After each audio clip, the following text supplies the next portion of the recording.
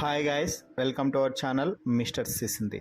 Telugu Bigg Boss season 8లో one of the strong కంటెస్టెంట్గా కొనసాగుతుంది సోనియా. అలాగే యష్మి కూడా మరో స్ట్రాంగ్ కంటెస్టెంట్ అని చెప్పవచ్చు.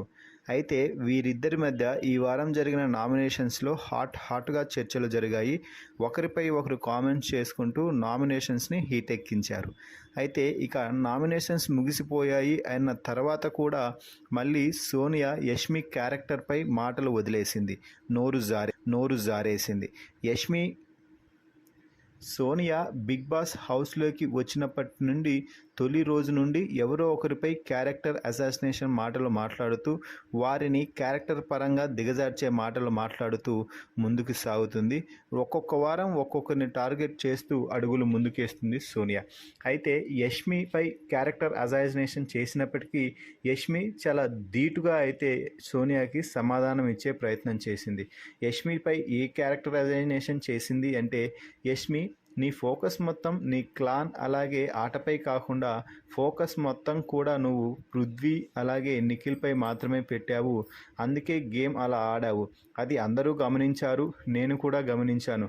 మళ్ళీ నువ్వేంటి నాకు చెప్పేది అంటూ సోనియా యష్మిపై రెచ్చిపోయిందనే చెప్పవచ్చు. అయితే ఇదంతా ఎందుకు చేసింది అంటే, నామినేషన్స్లో యష్మి సోనియాను కరెక్ట్ పాయింట్తో నామినేట్ చేసింది. నా క్లాన్లో ఉన్నప్పుడు అసలు గేమే ఆడలేదు.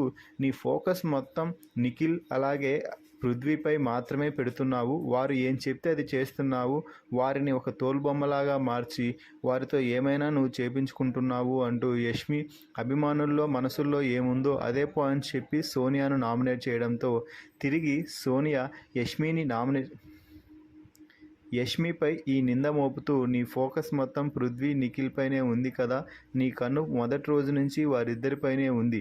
నిన్ను నేను అన్నానా అన్నట్టుగా ఇష్టం వచ్చినట్టు యష్మిపై మాట్లాడటంతో యష్మి కన్నీళ్లు పెట్టుకుంది.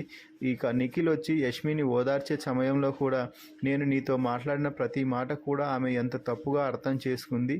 నువ్వు ఇకపై నాతో మాట్లాడొద్దు అంటూ నిఖిల్కి ముఖం మీదే చెప్పేసింది యష్మి.